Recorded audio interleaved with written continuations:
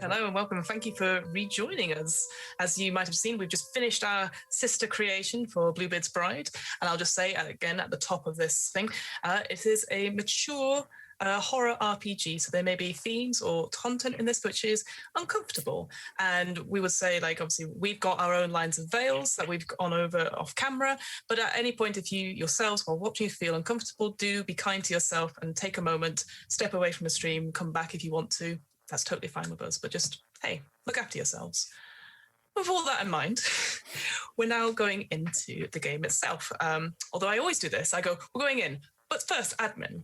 So Bluebeard's Bride is a game like no other in a sense. A lot of it is just talking.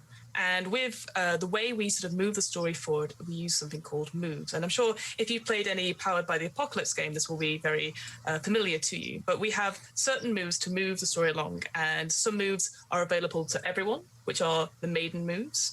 And then some moves are only available to certain people at certain times. So we've already gone over face moves. So obviously there is a particular set of moves that only each sister has access to, which they've currently kept secret for the stream, which is great. Maiden moves, as I just sort of mentioned, they are moves that any of the sisters can take at any point. They could just say it and take the conversation. Think of them as sort of minor moves in a way, like a bit like a rules of an elegant dance. You know, you take your moment of poise and then you sweep in to do the next thing. These moves include caring for someone, investigating a mysterious object, and taking stock. And obviously, as these come up, we can go into them in a little bit more detail. There are more restricted moves, however. We have the ring moves. Now, one of our sisters here will have Bluebeard's ring, essentially, and that indicates that they are currently in charge of the bride. They are directing her motions. You were taking a main action, so to speak. With these, you have sort of five different moves for this. You have shiver from fear, caress a horror, dirty yourself with violence, cry out for help, or give up the ring. And basically, once you do one of these ring moves, you then have to give up the ring to someone else who has not had it yet or not had it in some time. And again, we can talk about that as and when that happens. But all you need to know is that when someone has the ring, they have access to these sets of moves. And then finally, a more specific one is exit moves. So obviously we are exploring rooms in Bluebeard's house. And the only way to leave a room is by two means. And I will say the only person that can do these moves is someone who is wearing the ring, and then pass it. So the two moves are you escape without taking a token, and then I have to do something which gives you a hard bargain or an ugly choice, or you propose a truth about the room and you have to say what happened in the room, why this token is an indication of the evidence, either for or against Bluebeard, and whether or not he is a monster or not. And that's kind of it in a way. Some of these moves, certainly the ring moves require dice rolling, but again, we'll get to that as it comes. And as I've said to these folks, there is times where there might be minor peril. So sometimes the sisters might take something called trauma. Each one of them has a track of 5 sort of trauma tokens. If, for whatever reason, the trauma is filled up, well, we'll get to that, I guess. We'll get to that. But yes, so we're going to start essentially at the point where Bluebeard has left. And I wrote down who has the ring because one of you gave a superior wedding gift that outmatched all the others. It was the witch. You gave a hair ribbon, which indicated you giving up a previous sort of innocent life for a new start. So you have control of the ring just now. So that means you have the main action. Don't worry, it's not that scary. It's only scary if you make it scary. Okay. So you're all currently, and the other thing I will say just before we properly get into it, feel free to talk, even though the witch is currently in charge. Talk amongst yourselves, do say stuff. I know it's a bit awkward when we're all online, but the whole point of this is that the way you move the story forward is by talking and having disagreements and stuff, and having a dog in the background as well. Don't worry, that's totally fine. So, witch. Perfect timing, I know. So, witch, you have the ring on you currently, and you have these big bunch of keys. And looking around, you are in this huge sort of entrance hall, and there are doors. You've only seen a few of them, and you've only been in technically one room, your room, that Bluebeard sort of left you in after the wedding night. And you've had breakfast and stuff, and you're all sort of ready to go. You're alone in the entrance room. What I will say is what will happen. I'm happy for you folks to sort of start role-playing as and when, but eventually, which I will ask you to look at a key on the key ring and describe it to me, and then we'll go from there. But how do you all feel about being in this great entrance hall, but alone without your husband? Shall we check out our domain, sisters? I think we should. I think it's good. It's great to be in this house and have the freedom to explore. It's so big. It's shiny. I've never seen so much shiny. All the shiny. Right. Okay. You just stay there. I've got Shiny, this. shiny. Well, you know, it's our house. We're the lady of the house now, and therefore it only makes sense that we understand the layout and the history of the place. That means we're going to the pantry first. Pantry. You know, see what we have in stock for food. Perhaps give the menu to the staff, all the ladylike things. Well, yes, we can do that later. We should know where the rest of the house is first. I'm sure the servants can deal with food. We don't need to bother ourselves with that anymore. I know, but seeing what materials we have available to us. Mm-hmm. But it's shiny. Look at the light. The light is all shiny. It's made of silver. Yeah, I know. It's great. Yeah. Ooh, look at those keys, Virgin. They're so shiny. There's so many pretty different coloured ones. Yeah, you can have a look later. They're no, not yet. No. Yeah, I know. Go cry about it to Mother. Mother, she's being mean to me. Well, you know, we will each have our turn. And now, which you know that it's the Virgin is, you know, still a bit young, still but not quite understanding of everything. There's no need to be so gauche. But, you know, do you have the ring? And we've been told we have freedom to explore everywhere apart from that one room. So, lead the way, I say. Unless you want to check that closet. I mean,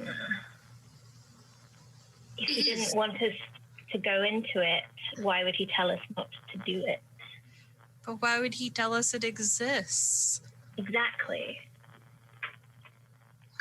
It is part of the house, and the house is ours. We are the lady of the house. So the closet is ours as well. We have every right to check it out. We must behave. We have been invited into this house. It is our house, but it is also his house, remember. We are his bride. He's our husband. We should be good. Well, we have plenty of time to go back in the closet, I suppose, but perhaps we can just see where else we can go. Yes. Come on, we'll let's do it. Circle back to the closet. Okay. I guess any I will rooms to explore. look at the We ring. can look at that one later. Or not at all. You know, as we've been asked by a husband, and it's frankly rude to, you know, explicitly go out and out. We have more freedom than we've had before. You know, it's wrong to push against that sort of thing. You see, we've got more freedom now. More space, but not more freedom. There's a difference. So which? You look down and a key catches your eye. Can you describe the key for me? I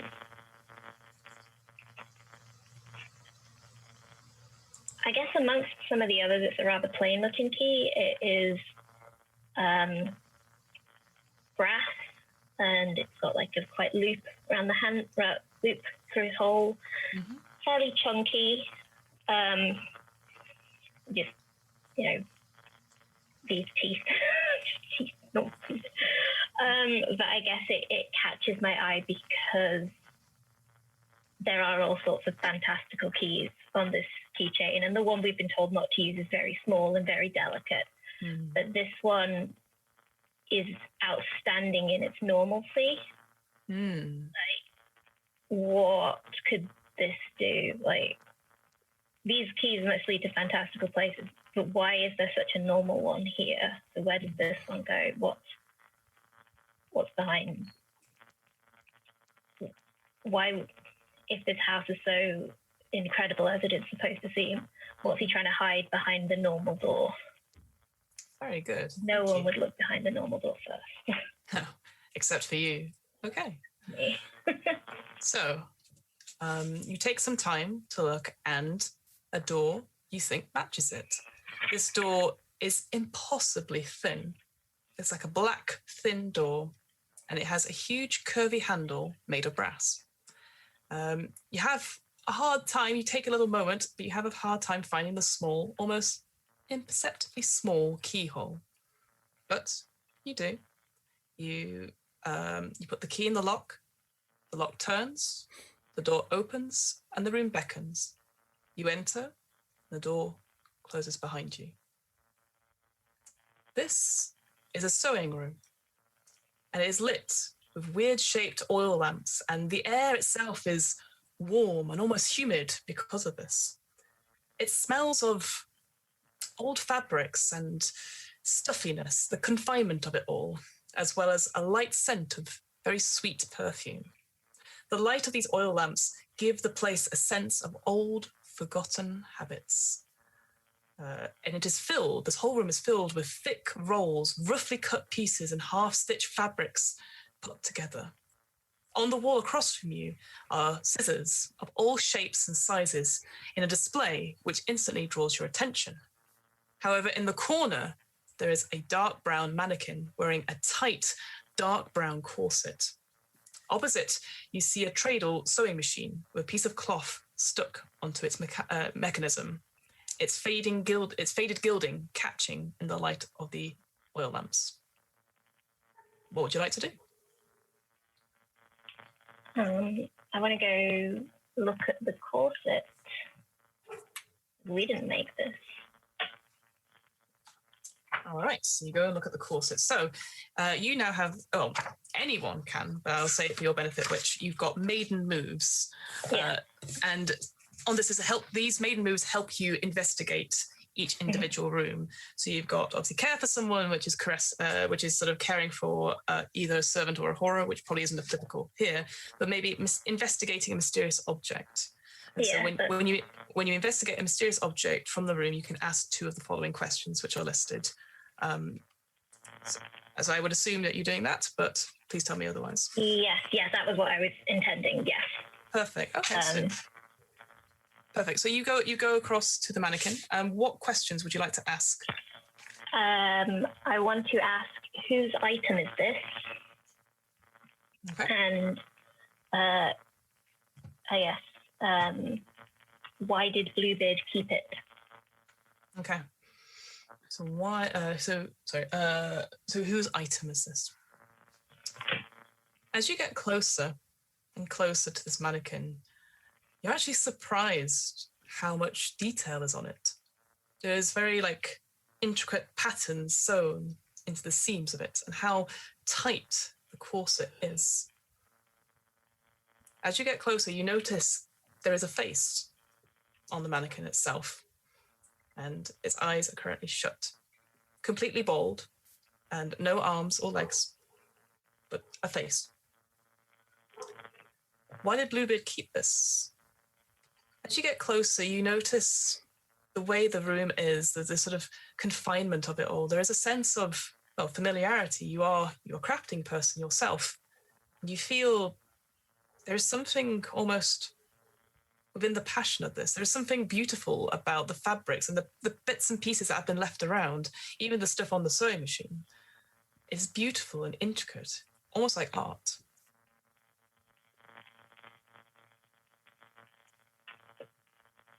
What would you like to do? Any of you? I want to stroke it. The mannequin? No, the corset. Oh, the corset. Okay. The pretty corset. Yes, it's a dark brown, but it's simple, but it is so well made, so beautiful, and the patterns almost invisible to the eye. I'm ignoring the face completely. He's just like, ooh, the pretty. Mm-hmm. You reach out, and just as you're about to touch the corset, the eyes open on the mannequin, and it starts to scream in a very rough voice, sort of a horrible gargle sort of thing as it tries to talk, and you notice its mouth has been sewn shut. It wasn't me. I didn't do anything. There's scissors on the wall. Can we unsew the? Can we unsew her mouth? Mm-hmm. Cut her. Yeah. Cool. So easily enough, you grab some scissors. What kind of scissors? Feel free to describe. We'll go for the witch because you're controlling. Okay. I would go for quite thin scissors. You know those ones with you have the two things and then there's the hook on the like not big sewing scissors but like thread scissors, embroidery scissors. Yeah, absolutely. So I could get right in and snip threads without damaging the cloth around it. Yeah, as you get up close and start to, again, the way it's moving, the head and its eyes wide in fear, you can see, and you're very careful at it, but as you sort of start to snip away, it starts to speak and it sort of goes, I can't breathe. I can't breathe. We should loosen the corset then. Snap it off altogether. Yeah. Yeah, I'm going to, I guess, loosen the corset. So you go to loosen the corset and your hands trembling slightly as this gasping comes through. And because of the confinement of this room, the way that the rolls of fabric are, it is so loud and yes, almost a deadening. Like if you think of like a vocal booth, just the way that it just is in, like almost perfect sounding, but obviously of somebody who can't breathe. You loosen it and it falls off the mannequin and you just hear, thank you. And then it says, I'm so sorry. And the corset starts to crawl, almost sort of bone after sort of ribbon towards you. It starts to go onto your legs. What do you do? Stab it. Sister. I have scissors. It's true. I am still holding scissors. Mm-hmm. And I'm still stood by the wall as scissors, I guess. I'll try and, I guess, grab a bigger pair of scissors and start to... It's quite far away, the way the wall is from where you are. So you can easily try to, so because you've got the ring, you can do several moves as well. You can sort of, you just dirty yourself with violence. So that's an option you can do. Yeah? Yeah. Okay, so to do that, you roll plus carnality, so whatever your roll is in carnality, and let me know what number you get. Yeah. Again, as this creature starts making your way up over your legs onto your thighs, starting to wrap its finger around you. Yeah, it didn't work. I got a 3, so... 3, unfortunately. You're unable. You're trying to jab at it with the scissors, but it's not working. You're struggling a bit. Boning in the way. Yeah, the boning, and it starts to constrict, and you can feel it as well. Take 1 trauma. Yeah. And pass the ring on to someone. Okay. I guess I will hand it to Animus. Okay, Animus, you now have access to the rings move. So again, you can see it's starting to constrict, and it's not got all the way around you, but it's starting to almost magically, the ribbons start to fold in and start to constrict. What would you like to do?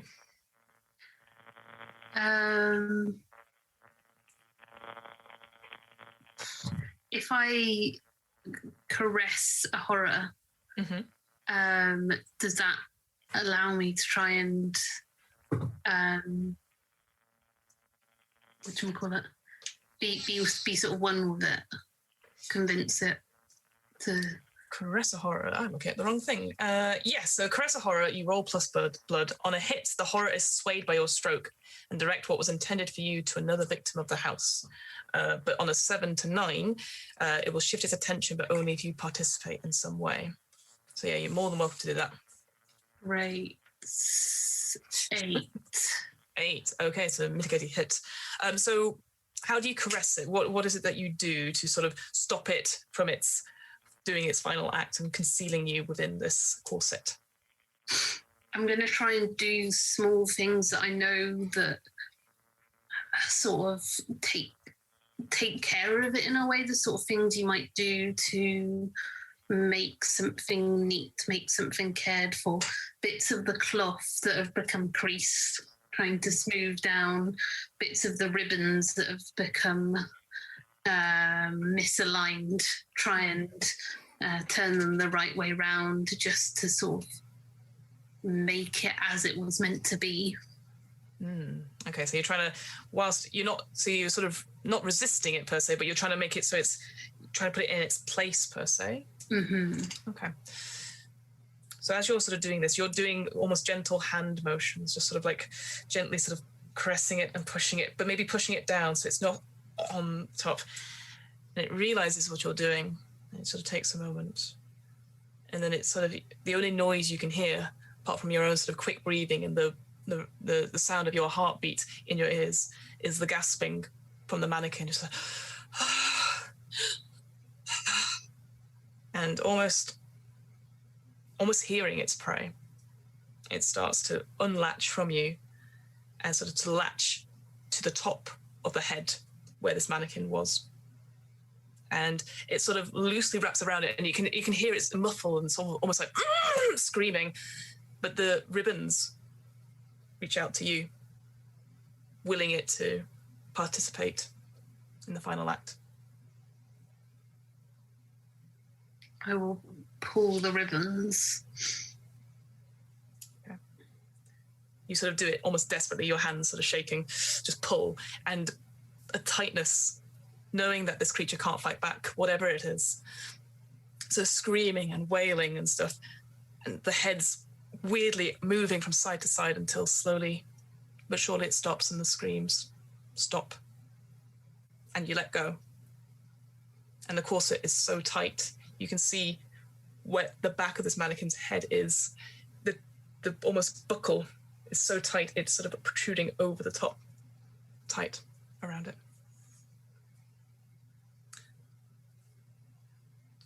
And you give up the ring. You use the ring move, so you can give it to somebody else. In my act of doing something horrifying, I will give it to the Virgin to try and repent for my ways. How do you other sisters feel about what has just happened? I would like to sniff the perfume, please, to distract myself from what has happened. Absolutely. You're sort of shaking the way it is. And as you breathe in, it's almost flowery, sort of musk. And you realize it's coming from the mannequin itself. Oh. Oh, dear. Well, that is sometimes what happens when one peeks one's nose in, isn't it? You know, we knew there was something a bit off about this place. And we're the lady of the house, after all. How do we know this isn't just some of the trick? You know, it's a mannequin. How real could it have really been? Mannequins don't talk. Exactly. Faces. Exactly.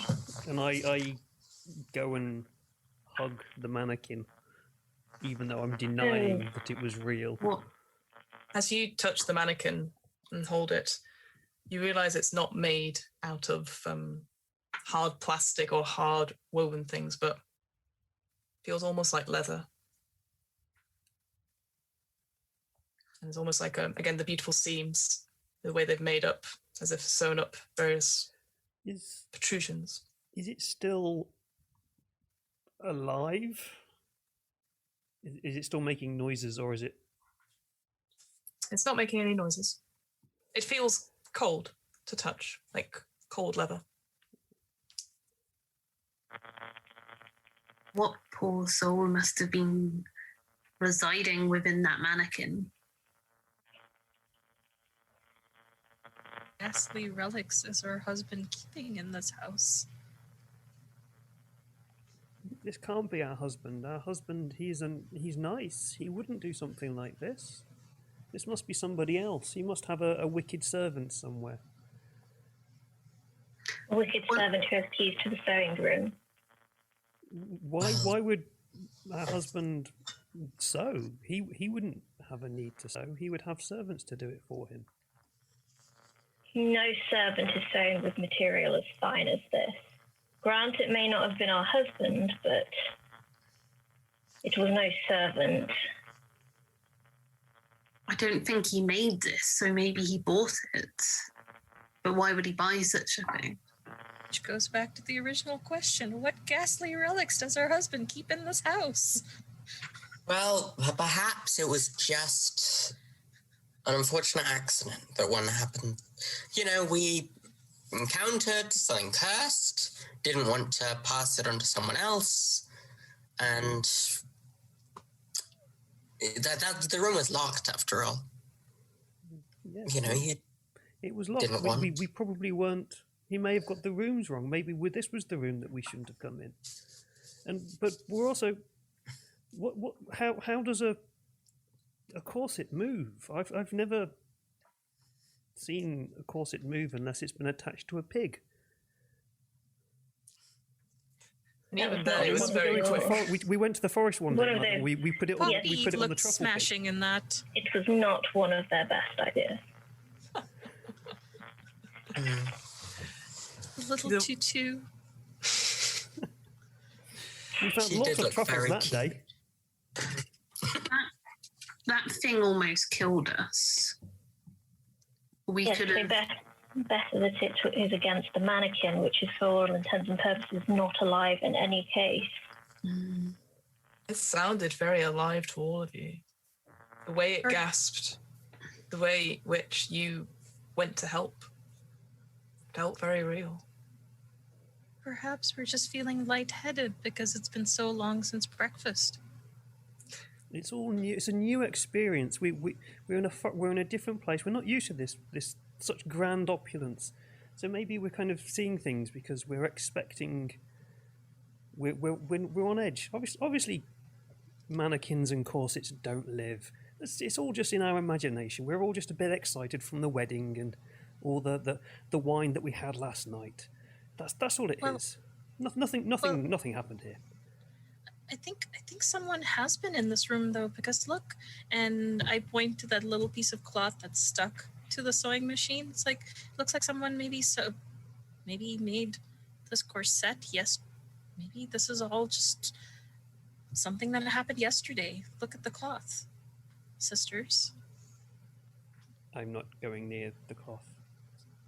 Can I investigate it? Absolutely, please do. What questions would you like to ask as the maiden? Okay, so I'd like to ask, whose item is this, and what memories does this item hold?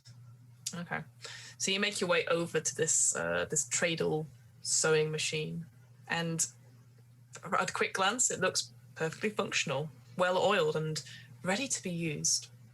The gilding on the top of this thing is this sort of it's on the top of the thing. So you've got the cloth underneath, and then on it, on the actual machine itself, there's the shape of flowers and the initials A.R.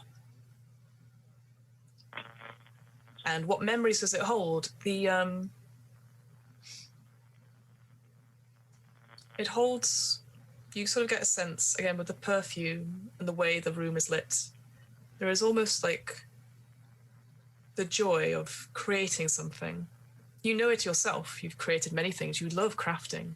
And to see such a beautiful, well-oiled machine right here, no one's using it. It seems such a shame. And as sort of maybe you put out your hands to do it, it starts to furiously sew the rest of the cloth, almost jaggedly. And in your head, you hear, "It must be done. It must be done. I must finish." And then suddenly the cloth runs out, pitters to a stop. And you're left alone in this room.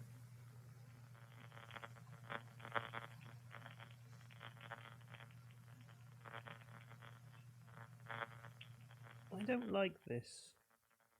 Can we leave this room? This is not the joyful memories I have of sewing with Mother from my youth. This is not nice sewing. Can we leave this room now, please?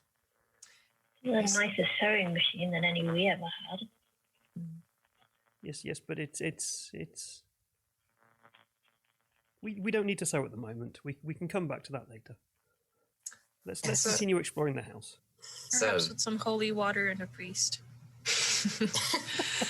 So, Virgin, you actually have control of the ring, so you have a choice. Do you escape the room without proposing a truth, or do you propose a truth of what happened in the room and take a token of either loyalty or faithfulness or disloyalty? I will say, if you escape, which is more than welcome to, I will give you a hard bargain or an ugly truth.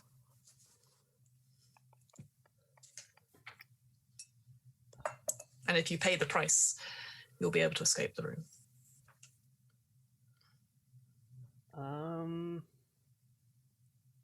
I think we're gonna escape. I think the Virgin is very freaked out by this. So I think she's gonna try and escape. Get us to escape the room. Cool. I'll take that hard bargain. All right. Okay. So as you go to leave, your sleeve of your sort of your dress gets stuck on something, and you look back, and it's caught on the sewing machine, and it starts to furiously speed up again. Your hand starts to go towards it. What I was saying is that you can destroy the sewing machine, but you will take some trauma for it, and then you'll be able to leave the room. But you're currently stuck with this machine going closer and closer towards your hand. Now, but put it this way: you'll take more trauma if you let it hurt you. If you pull away from it. Yeah. No, you get the idea. Yeah. I've got a move here, a face move that kind of might fit to some extent here. So I want a rules question and kind of. Of course. So the face that I have chosen is called the Moth. And so when I investigate a mysterious object by placing myself in immediate danger. Yes. The groundskeeper asks me a question off a list. Yes. And my answer is truth. I can mark a trauma to earn a second question. Absolutely. So can I interject this whole I'm about to have my hand sewn apart with this? Absolutely. Cool. I want to do that. So you're getting closer and seeing this object, and again those initials of A and R and the flowers, and again that heavy sense of the perfume and everything like that. I get to ask you a question off the list. I'm guessing it's the same list as. Yes, it is the same list. That's what I was just wondering. Interesting.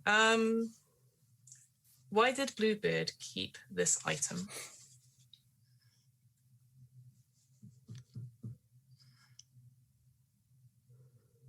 He likes to keep a keepsake from each of his wives. And this is the keepsake from one of his previous wives. He likes to have something of a physical object that is a memory, other than obviously what we else know about him, or don't. But yeah, he keeps a physical object, and this is that object for one of the wives. Mm-hmm.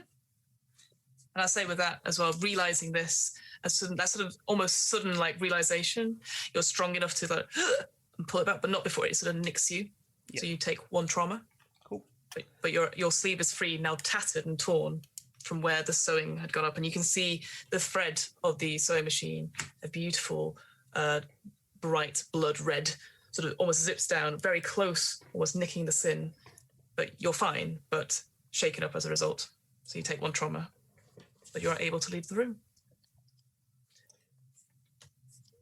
An exit move doesn't count as a ring move, does it? I don't have to. Do I pass the ring? No, it does not. No. So, Virgin, or anyone else, by the way, do feel free to interrupt. It's very hard when we're all obviously on Zoom, so feel free to talk about it. But I'll give you some moments to think about where you want to go next, Virgin. Perhaps a change of clothes. Yeah, we seem to have... Quick context question. Are we aware he's had previous wives, just not what's happened to them? You would have heard that Bluebeard had many wives, absolutely. Like, he's a great, well-known noble, and it was an honor that you have been chosen. But you, cool. obviously, we don't know what happened to any of the wives. So it would make sense in the context of, like, a keepsake of it. But yes. Yeah. Cool. Yeah, it's not brand new information, I guess. No, what? You've been married before? What? Yeah, cool. All of you? But I thought that was the first. Yes. Yeah. I think a change of clothes is definitely in order. We have to... Perhaps bandage up the wound. I'm sure we can find some clothes and something to bandage in maybe some of the other rooms that have all our clothes in them. Let's have a look. Does one of these keys look like a bedroom key? And I'll start flicking through it while everyone else has a conversation. Cool. Maybe. No worries.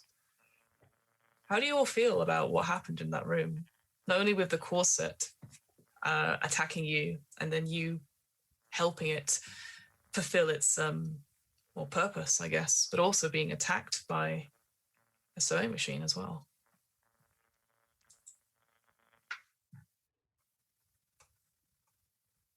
Did what we had to do to survive. Exactly. You know? To try and figure out what caused that. Perhaps we could make some of our own sort. Then we would be protected more within this house if there are more such things to see. And it'd be good to have people on our side, or things on our side, as the case may be, that are capable of working independently. I've definitely got a sense that there's something not right about this, about what was the soul of that mannequin? Did it have a soul? And what harm have I done to it? What harm has Bluebeard done to it? Are there other things like it in this house? Or is it just something more innocent, like some of the other sisters suggest? I think you would have felt it most of all, Animus, because it was your action to pull tight the corset. It felt so real in that moment. But then when you left it, it seemed to be a mannequin. Mm-hmm. Virgin, would you like to describe the key that you wish to use? I've gone through them all, and I keep coming up to the small dainty one because it's the pretty and the shiniest one in the. I know I'm not going to choose this one, but it's the one that always catches my eyes. So with that, I choose one of the keys next to it. They pale in comparison to the shiny small key, but they're still quite innate. It's long, it's thin, at the part where it connects to the ring, it has almost like a Celtic knot pattern that is holding it to the ring itself. And the actual key part is, again, it's very delicate. It's just almost as if it's just the outline of the key shape rather than fully complete within the middle of it. And it's a nice, it's a deep brass color, so it's kind of shiny, but it's not quite as shiny as the shiny. All right. Okay. You look around and you see a door that matches what you think the key is. Let me just find it. This door is a double door with almost like a white oak frame, and there is glass interiors decorated with sinuous sort of links and patterns, very similar to the Celtic knot that you saw. And the handles itself are made out of glass, and when you touch it, it is almost like imperceptible, like so you're so gentle with it to open it. But you see the door, you put the key in the lock, you turn it, the door opens, and the room beckons. You enter, and the door closes behind you.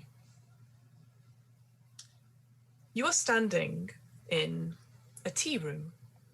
It is cramped on all sides by cabinets full of the most delicate china painted with butterflies, kittens, foxes, and chicks. A very feminine blue floral damson wallpaper covers all the walls and the floor.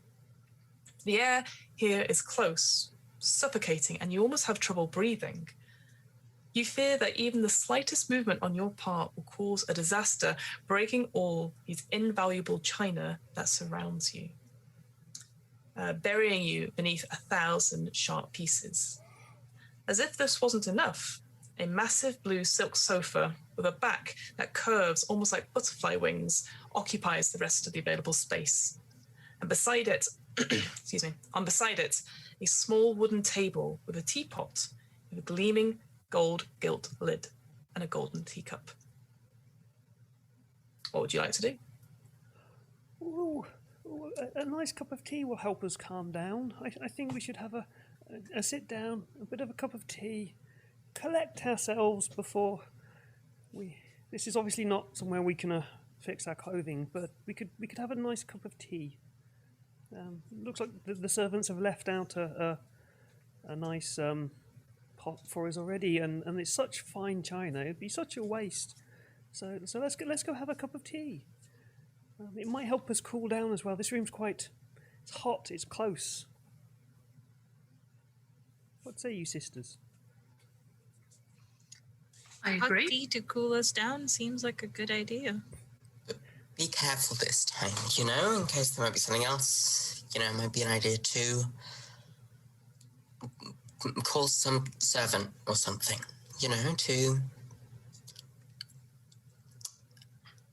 if there is some spirit, it's always good to have backup. Obviously, if something goes wrong, we can cry out for help, obviously. But let's obviously be careful. Like, it seems quite small and tight in here. Don't. I think we should maybe not touch anything other than the cup of tea. And obviously, sit down. I'm going to have a sit down. Okay, so are you so you're going to go towards the sofa, or are you going to go to the tea first? I'm going to sit on the sofa as close as I can to the table, I think. Have a sit down first before pouring the tea. All right. This blue sort of iridescent sofa looks so inviting, and I think after what you saw in the other room, you're like, oh, thank goodness. And it's sort of pleasing sort of shape. Instantly is very inviting. And as you sort of sit down, you take a moment to sort of breathe. And again, it's like, can't really catch your breath, kind of. And you feel the back of the sofa sort of slowly sort of molding itself to you. And the blue fabric sort of ripples, sort of caressing your skin. It starts to tighten and tighten and tighten. What would you like to do? Panic. So would you say you shivered with fear, Virgin? I'm just having a look at that. So yes, just for those on the I stream? will shiver from fear as I'm being confined, and I don't like being confined.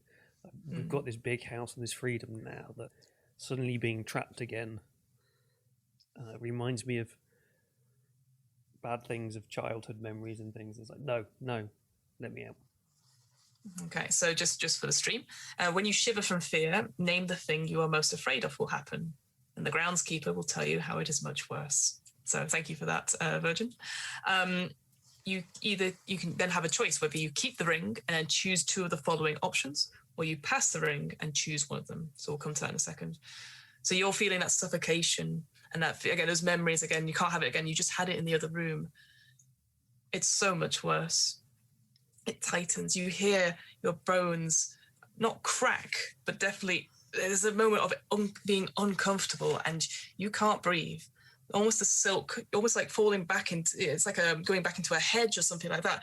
You start to go back and the silk forces its way past your shoulders, up your face, past your lips, and down into your throat. And it takes on a warmth, almost like skin.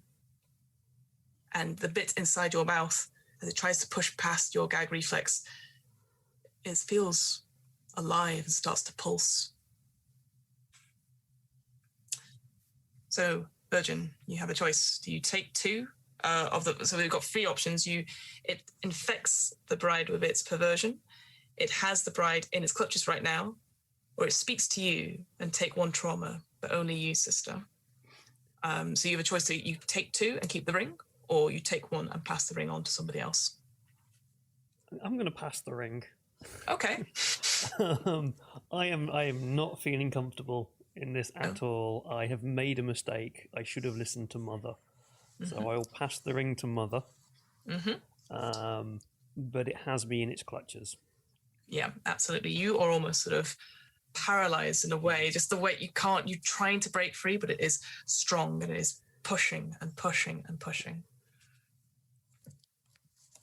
Oh, for God's sake. I just sort of like tense and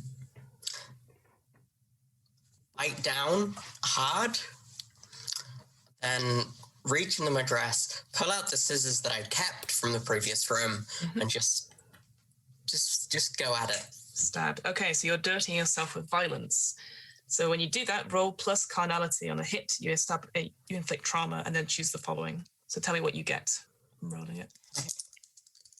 David can attest to this, but I'm very bad at rolling dice. So let's see how this goes. No judgment. No judgment. I believe in you. This is why I'm choosing results that don't involve rolling dice. Hey, I got an 11.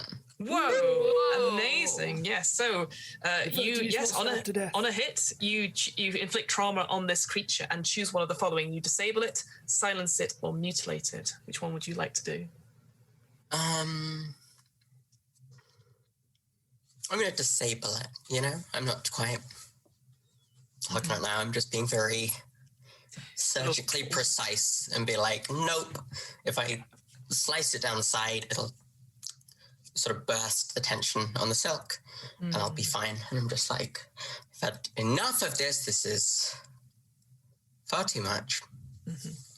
And just sort of stand up and just sort of go back and look at what I've been up to and have disabled it. Yeah, absolutely. Useful. That's very useful. You stab down a really hard, strong bit, and instantly it retracts and falls down. And you get up and you turn back, and it is, well, you've just torn it asunder. And this sort of stuffing comes out of the blue fabric. It's almost like just almost like, I don't want to use the word vomiting out, but sort of like it's protruding out of it, almost like over and over and over, like one of those smoke fireworks. And it just stops, and everything sort of sags around it. But you are in control of the ring. Sisters, how do you feel? Why is every piece of furniture in this house trying to kill us? Did we do something wrong? Why would he not tell us that everything was so dangerous? You may go wherever you wish except that one room. And by the way, my whole house wants to kill you. Wouldn't have gone amiss.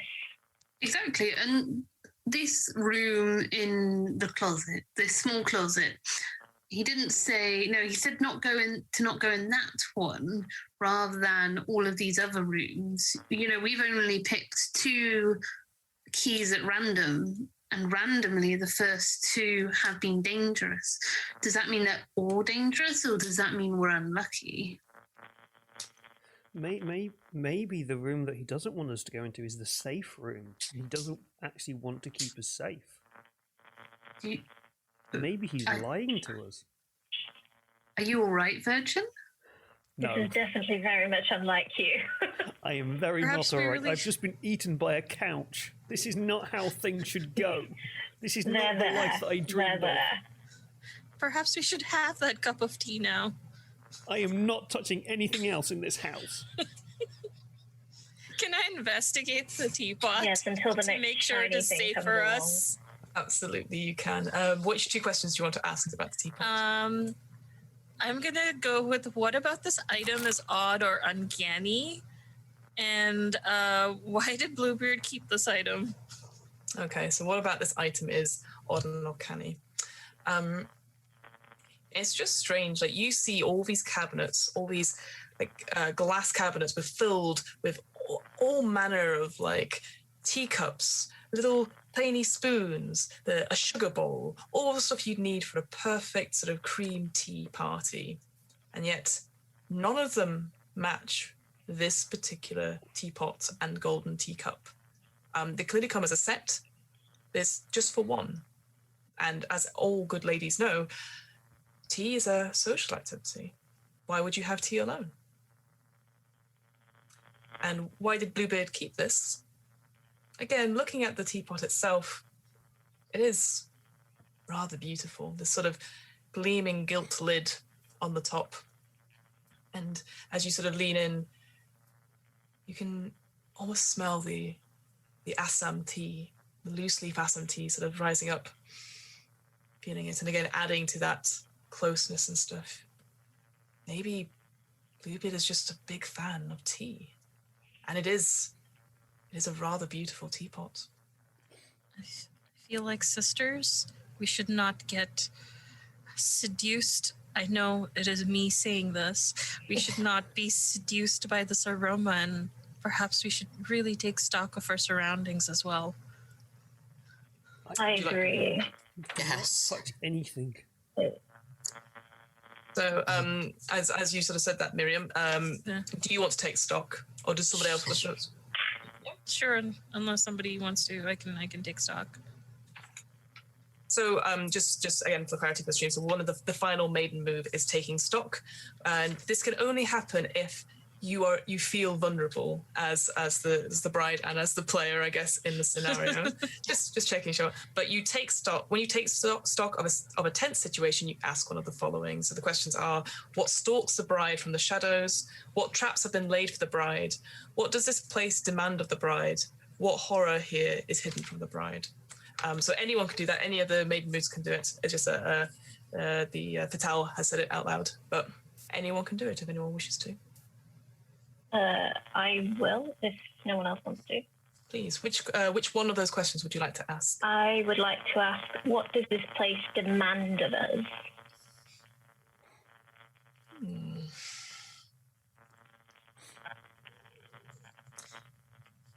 Being in this room, it feels very prim, proper, the way a lady should be. It's all sort of rules of engagement and stuff, and demands that you take hold of yourself. Get back to that structure. Be in your place. Otherwise, well, can you handle hot tea?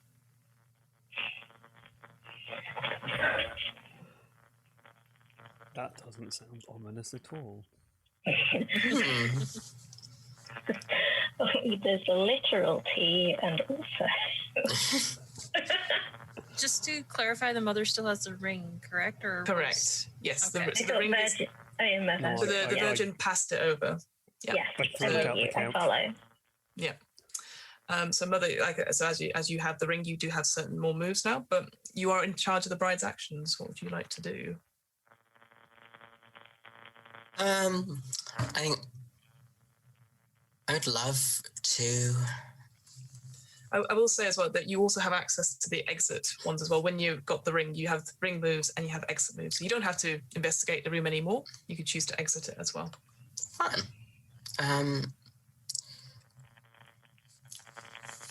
I will. Yeah, I'm just going to sort of,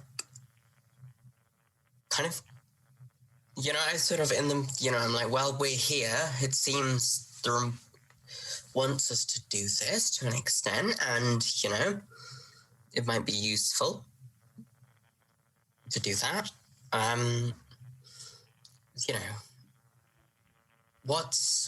Something's going on here. There's something in this house that's sort of causing some sort of problems. Maybe there is some sort of spirit, maybe there is some sort of ghost, and all we need to do is just figure something out, So, and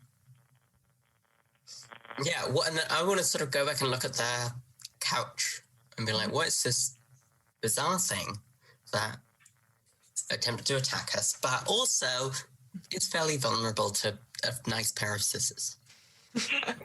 Absolutely. So you're going to invest in mysterious objects. That's totally fine. Pick 2 of those questions from that list. So whose item is this? What memories does it hold? What about this item is odd or uncanny? And why did Bluebeard keep this item? So you can choose 2 of them. I'm going to take the first 2. Whose item and what memories? All right. The item itself, again, there's no label or anything like that. It's just beautiful. And the way it's out like a butterfly wing, very grandiose. So whoever owned this item was clearly one of status, one of sort of like elegance, much more so than maybe you consider yourself or your other sisters, perhaps. And definitely it is the focal point of this room. And looking around with all the other bits of china and stuff, it does feel like whoever owned this had prized possessions and everything had purpose to them, but maybe no one else could see it. And the second one, what memories does this hold? Well, looking at it, obviously it held several bad memories for you, but putting your hand gently on the stuffing and maybe the slit that you caused with the knife, with the scissors, sorry. There's a moment of social. Maybe you think of what you see, those sort of tea parties, those people talking and laughing, and it's that social and that joy, and maybe a bit more than that, using this couch. It's so big and luxurious, it's so inviting. It's just a nice place to sit. It's not a nice place to sit. As we've established that.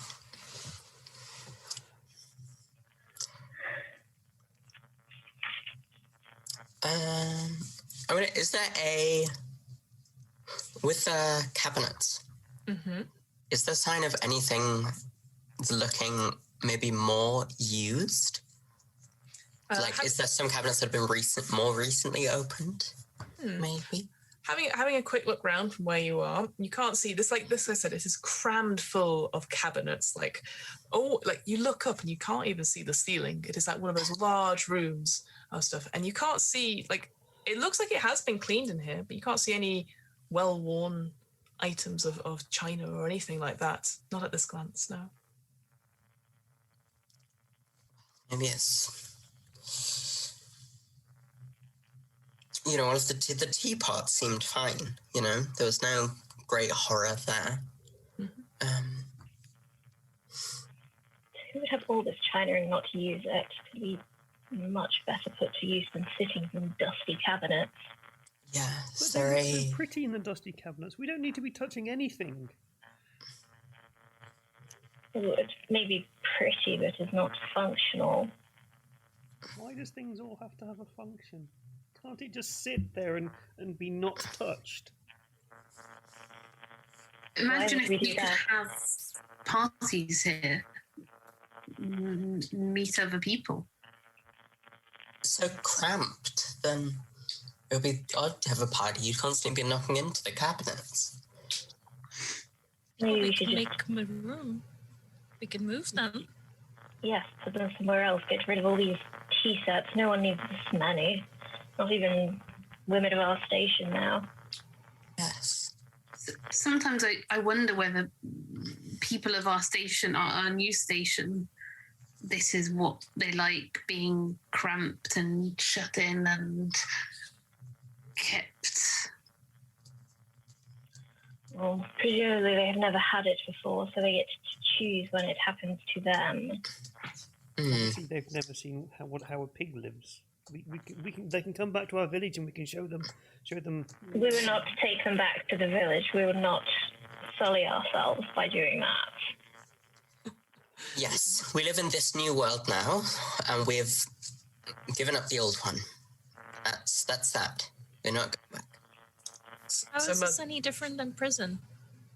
This is what I said before. I imagine in prison the sofa doesn't try to eat you. I don't think there is the sofa in prison, Virgin. Prison has one up It's on just this. a very, very large prison. Mother, to stop your sisters from quabbling, what would you like to do in terms of the room itself? So you could leave and take a hard bargain, or you can try and find a token of faithfulness or disloyalty and propose a truth about the room.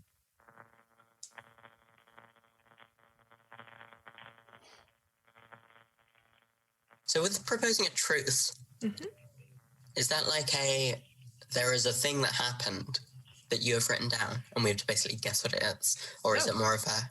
Not at all. So you obviously your sisters have given you different accounts of what they think has happened in the room, but you can speak what you think has happened and say, and this item that I have found shows that this means Bluebeard is loyal to me or not. So it's you, as long as you say it, then you can leave the room without inflicting any more trauma or anything like that. But it doesn't matter what these other sisters think, because you have the ring. And what you say goes, and how you interpret the room is how it goes. I see. It doesn't have to be long or elaborated at all. You could just pick up an item and say, well, this shows Bluebeard's loyalty because this, or faithfulness, because of this. Or this shows he is a conniving husband because of this.